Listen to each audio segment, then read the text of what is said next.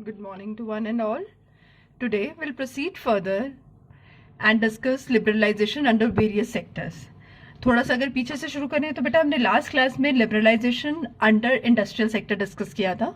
हमने डिस्कस किया था कि इंडस्ट्रीज के रिगार्ड में 1991 के बाद गवर्नमेंट ने क्या क्या रिस्ट्रिक्शंस को रिमूव किया, प्राइवेट सेक्टर के कैसे रोल को अप होल्ड किया, वो हमने लास्ट लेक्चर में लिबरलाइजेशन अंडर इंडस्ट्रियल सेक्टर में स्टडी किया है।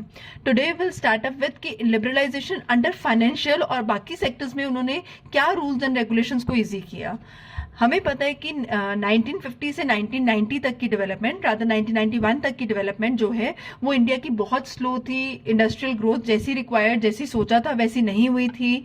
Foreign trade, foreign exchange, trade related भी बहुत सारी रिस्ट्रिक्शंस थी जो इम्पोज की हुई थी, because we were trying to protect our economy from the foreign rule. Britishers came to India for trade purpose and ruled over India for 200 years. तो उस चीज ने इंडियंस के दिमाग में एक डर बिठा दिया था जिसकी वजह से वो अपनी इकोनॉमी को ओपन अप नहीं कर पा रहे थे। बट फाइनली वी रियलाइज कि अगर इंडियन इकोनॉमी को हम ओपन अप नहीं करते हैं, अगर हम फॉरेन ट्रेड या फॉरेन रिलेटेड ट्रांजेक्शंस को प्रमोट नहीं करते हैं, इंडस्ट्रियलाइजेशन नहीं प्रमोट करते हैं, तो we will never be able to develop. So finally on the suggestion of World Bank and IMF, India ने जब डिसाइड किया कि इंडिया अपनी पॉलिसीज को चेंज करेगा, तो ये पॉलिसीज चेंज जो है वो वेरियस सेक्टर्स में इंट्रोड्यूस किया गया, जिसका एक part that is industrial sector की फॉर्म में हमने लास्ट क्लास में डिस्कस कर लिया। तो today will proceed and discuss the financial sector. बच्चे फाइनेंशियल सेक्टर या financial institutions include commercial bank, investment bank, stock exchange. हमें पता है हमारा इस सेक्टर को रेगुलेट करने वाला RBI है। RBI इस सेक्टर को रेगुलेट करता है by putting restrictions on various things।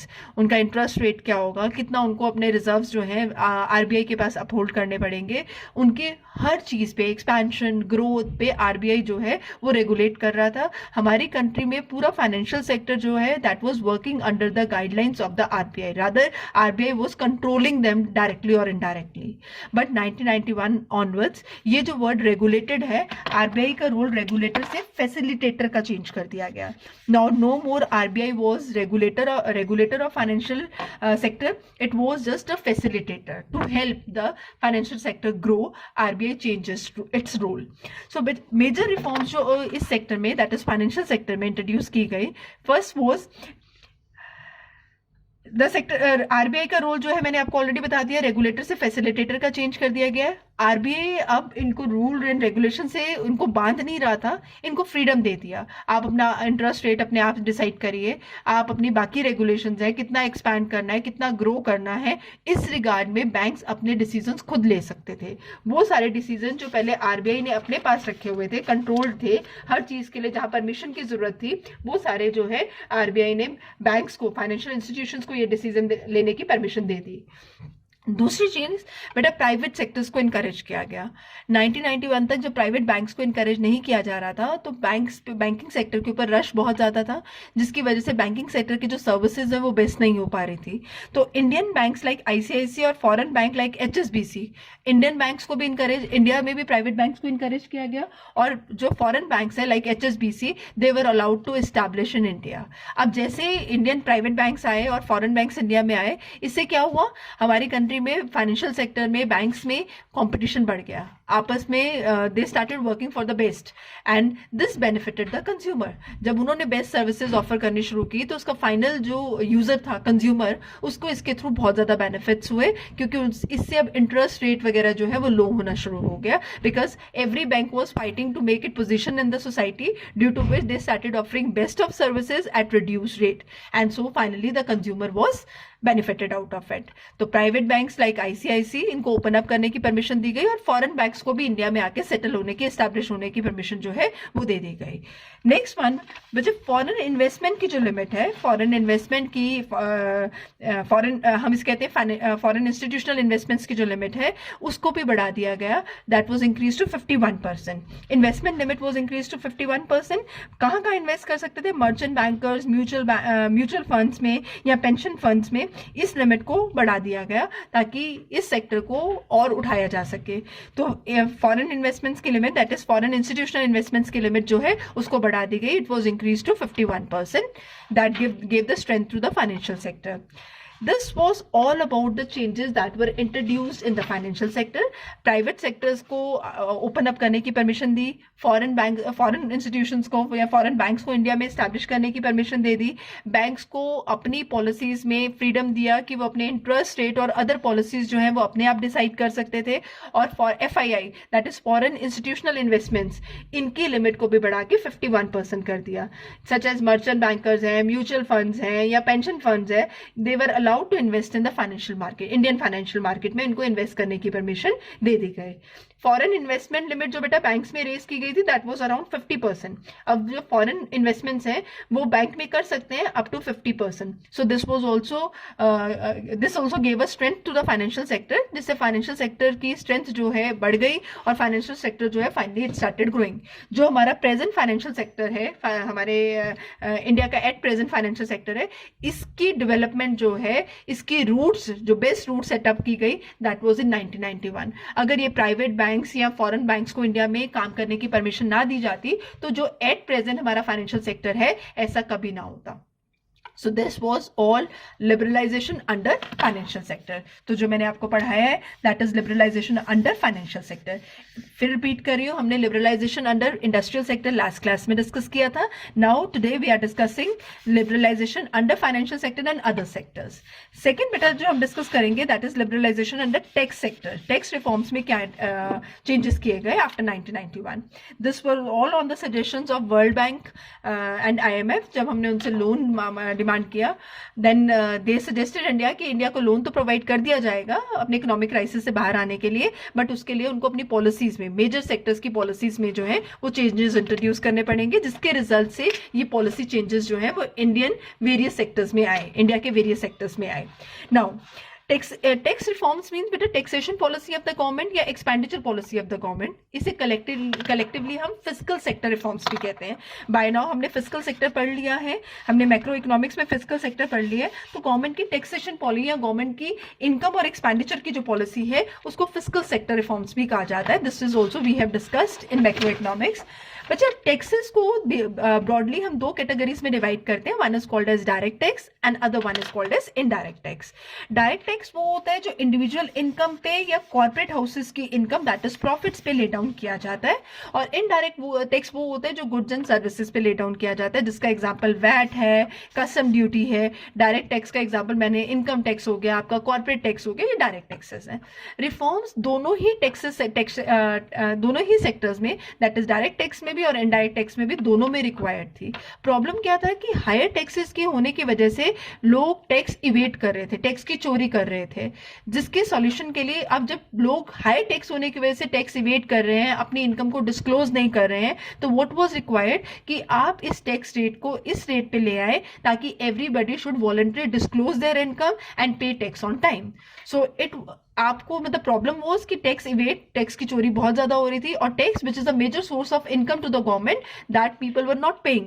So solution में रिफॉर्म जो हमने किया, सो इट वाज एक्सेप्टेड कि मॉडरेट रेट ऑफ टैक्स लगाया जाएगा जो लोगों को अपनी सेविंग्स डिस्क्लोज करें, लोग अपने पैसा सेव भी करेंगे और आराम से टैक्स पे करें. मोर पेइंग ऑफ टैक्सेस, बिकॉज जब टैक्स रेट कम होगा तो लोग इसकी चोरी कम करेंगे और एक सेविंग की हैबिट भी डेवलप करेंगे. बिकॉज टैक्स ज्यादा है तो लोगों का सारा पैसा जो है वो टैक्स देने में निकल जाता है, तो उनकी सेविंग्स का रेट कम था. तो वैली गवर्नमेंट ने चीज जो डिसाइड की टैक्स रिफॉर्म्स में, उन्होंने ये डिसाइड किया कि जो टैक्स का रेट है वो एक मॉडरेट रेट डिसाइड किया जाएगा, वो बहुत ज्यादा हाई रेट नहीं होगा. और दूसरा, इससे क्या होगा, लोग अपना टैक्स जो है वो रेगुलरली ऑन टाइम पे करेंगे और वॉलंटरी डिस्क्लोज करेंगे कि हमारी इतनी इनकम है और इस पे इतना टैक्स बनता है. Indirect taxes were also reform. बेटा जो अब इनडायरेक्ट टैक्सेस में चेंज हुआ है, जिसमें हमने जीएसटी लॉन्च कर दिया है जो 2017 से एप्लीकेबल हुआ है, this is a major tax reform. Indirect taxes were also reform to facilitate the establishment of a common nation market. हम ऐसा चाह रहे थे कि इनडायरेक्ट टैक्सेस को इस तरह से चेंज करें कि एक कॉमन नेशनल मार्केट बन जाए, कॉमन नेशनल मार्केट जहां पे हर प्रोडक्ट के जो प्राइसेस हैं वो सेम हो फॉर गुड्स एंड सर्विसेज, ताकि हमें गुड्स एंड सर्विसेज का जो प्राइसेस हैं वो मार्केट टू मार्केट वेरी ना करें. तो एक ऐसी कॉमन मार्केट इनडायरेक्ट टैक्सेस को इस तरह से आप चेंज करो ताकि एक कॉमन मार्केट हो जहां पे गुड्स एंड सर्विसेज के प्राइसेस जो हैं वो स्टेट टू स्टेट वेरी ना करें. सो और एक मेजर चेंज जो इसमें किया गया, उन्होंने टैक्स पेइंग सिस्टम, लोग जैसे टैक्स पे करते हैं, इसके सिस्टम को भी बहुत सिंप्लीफाई कर दिया ताकि लोगों को टैक्स इजीली पे किया जा सके।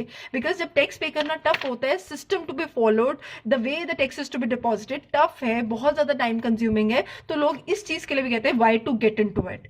जब आपने टैक्स एट प्रेजेंट से कंपेयर करें तो एट प्रेजेंट तो ऑनलाइन टैक्स आप 10 मिनट में बैठ के अपनी रिटर्न खुद ही फाइल कर सकते हैं, बट उस वक्त भी टैक्स सिस्टम को पहले के कंपैरेटिव, मतलब 90s के कंपैरेटिव, उसको ईज कर दिया गया। टैक्स पेइंग सिस्टम को थोड़ा सिंप्लीफाई किया गया ताकि लोग इजीली जो है वो टैक्स पे करें। सो जीएसटी में आपको ऑलरेडी बता चुकी हूँ, जीएसटी जो 2017 में हमने इंट्रोड्यूस किया है, जिससे सबसे बड़ा बेनिफिट हुआ है, जिससे टैक्स इवेजन कम हो गई है। वन टैक्स वन मार्केट का फंडा जो हमने मोदी जी ने प्रमोट किया, this is one of the best step being taken in the field of tax reforms. But अगर हम we compare it to the period 1991, तो गवर्नमेंट ने जो मेजर चेंजेस किए, डायरेक्ट और इनडायरेक्ट टैक्स दोनों को कम किया ताकि लोग टैक्स की चोरी ना करें, वॉलंटरी अपनी इनकम को डिस्क्लोज करें, लोगों की सेविंग्स बढ़े। दूसरा, हमने टैक्स सिस्टम को इस तरह से चेंज किया कि हर प्रोडक्ट का प्राइस जो है वो सेम हो, प्रोडक्ट का प्राइस स्टेट टू स्टेट बहुत ज्यादा वेरी ना करे, और टैक्स पेइंग सिस्टम को भी सिंप्लीफाई कर दिया so that everybody can easily get into the process of paying the taxes. So this were the tax reforms. Why it was being needed? The tax reforms were needed because tax is the major source of government income. हमारी country में government का major source of income जो है वो taxes है। अगर लोग tax नहीं पे करेंगे तो गवर्नमेंट रेवेन्यू कहाँ से जनरेट होगा? सो इट वाज हाईली रिक्वायर्ड कि जो लोग टैक्स की चोरी कर रहे हैं उनके लिए कोई ऐसा सिस्टम या ऐसा चेक सिस्टम एस्टैब्लिश किया जाए जिससे वो ज्यादा से ज्यादा खुद ही वॉलंटरी आके अपना टैक्स जो है वो पे करना शुरू करें, which was being introduced in the form of these reforms. So this is second sector reforms under liberalization, that is tax reforms. Now moving further, हम तीसरा सेक्टर डिस्कस करेंगे, that is called foreign exchange reforms. हमने foreign exchange sector में क्या reforms introduce की? This is again under liberalization under foreign exchange. Liberalization में foreign exchange में हमने जो रिफॉर्म्स इंट्रोड्यूस की वो हम डिस्कस कर रहे हैं। बच्चे, सबसे बड़ी चीज जो फॉरेन एक्सचेंज में हमने चेंज किया, devaluation of rupee.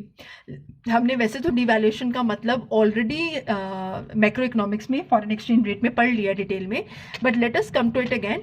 Devaluation means decrease in the value of domestic currency in terms of foreign currency. Devaluation का मोटिव एक ही होता है कि अगर आप अपनी करेंसी को डीवैल्यू करोगे तो आपकी कंट्री में फॉरेन एक्सचेंज बढ़ जाएगी, क्योंकि getting goods from your country, that is export, what we call exports जो है वो प्रमोट होते हैं। तो devaluation of rupee was being done, this was the first major step being taken. Government ने इंडियन करेंसी की वैल्यू फॉरेन करेंसी की value के कंपैरेटिवली कम की ताकि एक्सपोर्ट्स प्रमोट किए जाए। When we started up this chapter, मैंने आपको कुछ रीजंस बताए थे कि what force India to take a U turn, what force India to adopt economic reforms. उसमें एक रीजन बताया था कि हमारे फॉरेन एक्सचेंज रिजर्व जो है वो लोएस्ट लेवल पे फॉल कर गए थे, जिसकी वजह से हम 14 दिन का भी इंपोर्ट का पेट्रोल का जो बिल है, पेट्रोल इंपोर्ट वाज कंपल्सरी। अगर हमें पेट्रोल तो मंगवाना ही पड़ेगा अगर कंट्री को चलाना है, तो पेट्रोल के बिना country, industrial sector, transport sector कुछ नहीं चल सकता। तो हमारे फॉरेन एक्सचेंज रिजर्व्स इतने लोएस्ट लेवल पे गिर गए थे कि हम 14 दिन का, 2 हफ्ते का भी जो पेट्रोल बिल है उसको भी पे करने के रिजर्व्स हमारे पास नहीं थे। तो that means foreign exchange crisis was one of the reason that force India to adopt new economic policy. तो इसको ओवरकम करने के लिए इंडिया ने अपनी करेंसी की वैल्यू को डिवैल्यूएट किया, हमने अपनी करेंसी की वैल्यू गिरी, जिससे कंट्री से एक्सपोर्ट करना, मतलब buying goods and services from India by the foreigner became cheaper and BOP crisis को ओवरकम। जब हमारी कंट्री से वो चीज़ें ज़्यादा खरीदेंगे तो हमारे बीओपी रिजर्व जो लोएस्ट लेवल पे गिरे हुए हैं एक्सपोर्ट प्रमोट होने की वजह से, वो क्राइसिस की सिचुएशन जो है हम उसको फाइट अप कर पाएंगे। एंड इससे फॉरेन एक्सचेंज का फ्लो, क्राइसिस कैसे फाइट होगा? क्योंकि फॉरेन एक्सचेंज का फ्लो बढ़ जाएगा। आपने अपनी करेंसी की वैल्यू गिरी, जिसकी वजह से इंडिया से गुड्स एंड सर्विसेज खरीदना सस्ता हो गया, people started buying more and more goods and services from India, and इससे बीओपी क्राइसिस की situation because of inflow of foreign exchange, ये सिचुएशन जो है वो फाइट अप हो गई। So this was major reform being introduce in foreign exchange. दूसरी चीज, इसका लिंक भी बेटा आपको ऑलरेडी फॉरेन एक्सचेंज चैप्टर से है जो आपने मैक्रो में पढ़ा है। Market determination of exchange rate, हमने फिक्स एक्सचेंज रेट पढ़ा था, हमने फ्लेक्सिबल एक्सचेंज रेट पढ़ा था। ये जो फ्लेक्सिबल एक्सचेंज रेट है जहां पे rate of exchange market forces of demand and supply decide करते हैं, this was being introduced from 1991। अब फॉरेन एक्सचेंज 1991 ऑनवर्ड्स फिक्स नहीं रहा, it was being decided by the mechanism of market forces of demand and supply, जहां पे demand for foreign exchange and supply of foreign exchange, I repeat, demand for foreign exchange and supply of foreign exchange जहां पे काटेंगी, intersect करेंगी, वो rate of exchange decide होगा। इसमें कोई भी गवर्नमेंट की इंटरफेरेंस नहीं होगी। These were the two major reforms being introduced under foreign exchange. Foreign exchange crisis was one of the main reason behind that forced India to adopt new economic policy, that forced India to take a U-turn. तो foreign exchange crisis मैंने आपको already बता दिया क्या crisis था। उसको fight up करने के लिए जो हमने चेंजेस इंट्रोड्यूस किए, एक तो हमने अपनी करेंसी की वैल्यू को गिरा, और दूसरा अब से मार्केट एक्सचेंज रेट जो है उसमें गवर्नमेंट के इंटरफेरेंस को बंद किया। ये जो रेट ऑफ एक्सचेंज जो डिसाइड होगा, जो आजकल रेट ऑफ एक्सचेंज डिसाइड होता है, it is called flexible exchange rate and it is being decided by market forces of demand and supply. जहां पे demand for foreign exchange, supply for foreign exchange के से intersect करती है, वो आपका एक्सचेंज रेट डिसाइड हो जाता है। Done. Now last liberalization sector में हम पढ़ेंगे बेटा trade and investment policy reform. Trade related या इन्वेस्टमेंट रिलेटेड क्या चेंजेस हैं जो इंट्रोड्यूस की गई। बच्चे 1991 से पहले हमें पता है एक्सपोर्ट और इंपोर्ट दोनों पे ही बहुत ज़्यादा रिस्ट्रिक्शंस थी। इंपोर्ट्स को कम करने के लिए इंपोर्ट सब्स्टिट्यूशन की पॉलिसी रादर हम फॉलो कर रहे थे, ताकि डोमेस्टिक इंडस्ट्रीज को प्रोटेक्ट किया जा सके, प्रमोट किया जा सके। इसीलिए हमने इंपोर्ट पे बहुत ज़्यादा रिस्ट्रिक्शंस लगा रखी थी। अब जब क्योंकि फॉरेन गुड्स हमारी कंट्री में नहीं बिक रही थी, तो इंडियन गुड्स की इंडियन इंडस्ट्री की कॉम्पिटिटिवनेस, एफिशिएंसी दोनों ही कम थी, जिससे वजह से इनकी ग्रोथ, जो ओवरऑल ग्रोथ है, competition always as a major reason for a growth of industry. तो जब कंपटीशन ही नहीं था इंडिया में, फॉरेन इंडस्ट्रीज को आप इंपोर्टेड प्रोडक्ट्स को आने ही नहीं दे रहे थे, तो India was serving whatever it wanted to. But जब इससे क्या हुआ, उनकी कॉम्पिटिटिवनेस, उनकी एफिशिएंसी या growth of industries in the Indian market that got slow down. इस सब रिस्ट्रिक्शंस को खत्म किया गया। जो भी हमने इंपोर्ट के ऊपर रिस्ट्रिक्शंस लगा रखी थी या इंडियन इंडस्ट्रीज को प्रोटेक्ट कर रखा था, वो सारी प्रोटेक्शन हमने 1991 के बाद बाय एंड बाय खत्म कर दी थी।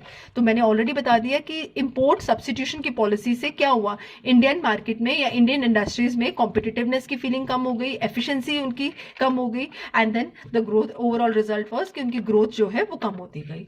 सो रिफॉर्म्स क्या इनिशिएट किए गए, removal of quantitative restriction on imports. जो क्वांटिटेटिव रिस्ट्रिक्शंस लगा रखी थी कि इतने से ज्यादा हम इंपोर्ट नहीं कर सकते हैं, वो सारी क्वांटिटेटिव रिस्ट्रिक्शंस को अपलिफ्ट कर दिया गया। अब इंपोर्ट्स के ऊपर क्वांटिटेटिव रिस्ट्रिक्शंस जो हैं वो कुछ प्रोडक्ट्स को छोड़ के ये सारी की सारी उठा दी गई।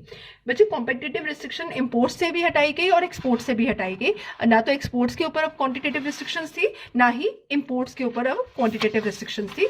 Amount of goods you want to export और इंपोर्ट, इसके ऊपर रिस्ट्रिक्शन खत्म कर दी गई। कुछ गुड्स हैं जिनको हमने अभी भी रेगुलेट किया था, वो आगे जाके मैं आपको बताऊंगी। बच्चे एग्रीकल्चर प्रोडक्ट्स मैंने बताया बाय एंड बाय रिस्ट्रिक्शंस को खत्म किया। कंज्यूमर गुड्स और एग्रीकल्चर प्रोडक्ट्स में अप्रैल 2001 तक सारी की सारी रिस्ट्रिक्शंस एक्सपोर्ट और इंपोर्ट पे बिल्कुल खत्म कर दी गई। कंज्यूमर गुड्स और एग्रीकल्चर प्रोडक्ट्स के ऊपर इंपोर्ट रिलेटेड जितनी भी इंस्ट्रक्शंस थी वो 2001 तक बिल्कुल कंप्लीटली खत्म कर दी गई। That is one scenario. Export duties were remove to increase the competitiveness of Indian goods. बेटा एक्सपोर्ट के ऊपर जो ड्यूटी लग रही थी जिसकी वजह से इंडियन प्रोडक्ट वर्ल्ड मार्केट में महंगा हो रहा था, उस ड्यूटी को भी कम किया गया ताकि इंडियन गुड वर्ल्ड मार्केट में कॉम्पिटिटिव रेट्स पे बेची जा सके। आई रिपीट, एक तो import related restriction, export import related quantitative restrictions खत्म की गई। दूसरा export duty.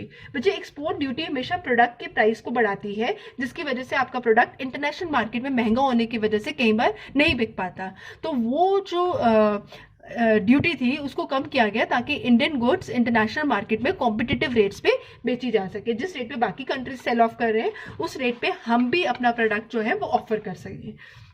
So this was the second change.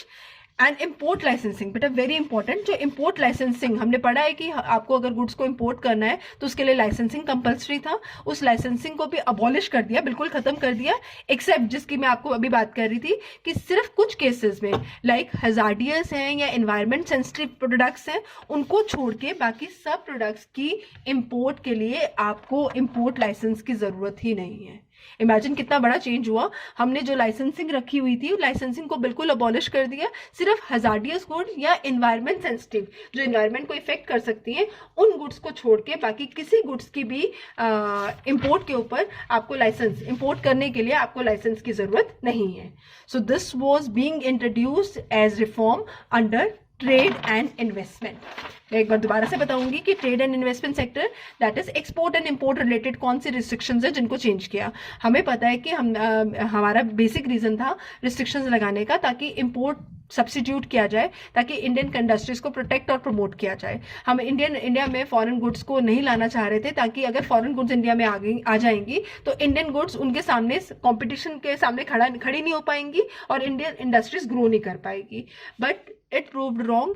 Competition खत्म होने की वजह से इंडियन इंडस्ट्रीज जो है उनकी कॉम्पिटिटिवनेस ही खत्म हो गई, उनकी एफिशिएंसी कम हो गई और इंडियन इंडस्ट्रीज ओवरऑल जो ग्रोथ दिखा रही थी वो बहुत ज्यादा स्लो थी। तो गवर्नमेंट ने डिसाइड किया on the suggestions of IMF and world bank कि हम वो सारी रिस्ट्रिक्शंस को खत्म कर देंगे। तो पहले तो क्वांटिटेटिव अमाउंट पे, क्वांटम पे जो रिस्ट्रिक्शंस थी एक्सपोर्ट और इंपोर्ट पे उनको खत्म किया गया। फिर quantitative restriction on import, manufacture और कंज्यूमर गुड्स और एग्रीकल्चर प्रोडक्ट्स के ऊपर तो ये रिस्ट्रिक्शन बिल्कुल 100% खत्म कर दी गई by April 2001।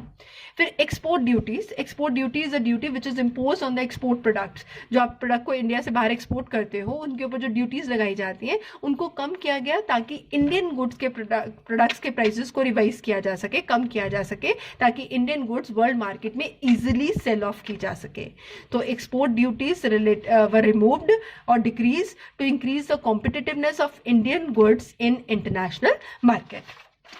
And last, import licensing वाली प्रोसेस को बिल्कुल अबॉलिश कर दिया गया। सिर्फ वो प्रोडक्ट्स जो एनवायरनमेंट के लिए सेंसिटिव हैं या एनवायरनमेंट को हार्म कर सकते हैं और या जो हजार्डियस प्रोडक्ट्स हैं, कोई ड्रग्स इन्वॉल्व हैं, उनके लिए, उन प्रोडक्ट्स में अगर आप डील कर रहे हैं तो आपको इंपोर्ट लाइसेंस की जरूरत है। बाकी किसी भी प्रोडक्ट की एक्सपोर्ट इंपोर्ट के लिए आपको लाइसेंस की जो रिस्ट्रिक्शन थी उसको कंप्लीटली खत्म कर दिया गया। So this was major changes that were introduced in trade and investment sector under liberalization. Quantitative restriction export import पे खत्म किए गए, टैरिफ रेट्स को कम किया गया, लाइसेंसिंग प्रोसीजर को इजी कर दिया गया। तो मैंने ऑलरेडी बताया कि कम किए गए और एग्रीकल्चर और कंज्यूमर गुड्स के ऊपर तो ये रिस्ट्रिक्शन जो है, इंपोर्ट पे रिस्ट्रिक्शन जो है वो हमने अप्रैल 2001 में कंप्लीटली खत्म कर दी। Consumer goods and agriculture products, right.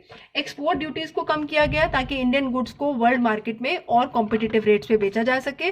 और बेचने के लिए देखो हमने कितना कुछ किया, हमने एक्सपोर्ट ड्यूटी भी कम की और दूसरी चीज हम लोगों ने क्या की, हमने अपनी करेंसी को भी डिवैल्यू किया। तो दोनों से जो BOP क्राइसिस की सिचुएशन थी उसको हम फाइट अप कर सकते थे। जब रेट कम हो गया तो अपने आप ही हम BOP रेट कम हुआ तो एक्सपोर्ट ज्यादा होंगे, एक एक्सपोर्ट के प्राइसेस भी कम हो गए जिससे हमारे एक्सपोर्ट्स को हम प्रमोट कर पाएंगे। This was all for today. हमने 5 सेक्टर्स कंप्लीट कर लिए हैं अंडर लिबरलाइजेशन। लिबरलाइजेशन में हमने 5 सेक्टर्स की लिबरलाइजेशन पढ़ी है। लिबरलाइजेशन में means making rules and regulations easy, जो हमने पढ़े थे लास्ट क्लास में अंडर इंडस्ट्रियल सेक्टर। आज हमने पढ़े under financial sector, then tax reforms, then foreign exchange, trade and investment. 4 sectors आज कवर किए हैं और 1 सेक्टर हमने पिछली क्लास में कवर किया था। With this we finish up with the first, that is L, that is liberalization. अब अगली क्लास में हम लोग प्राइवेटाइजेशन एंड ग्लोबलाइजेशन इसकी तरफ प्रोसीड करेंगे। Thank you so much.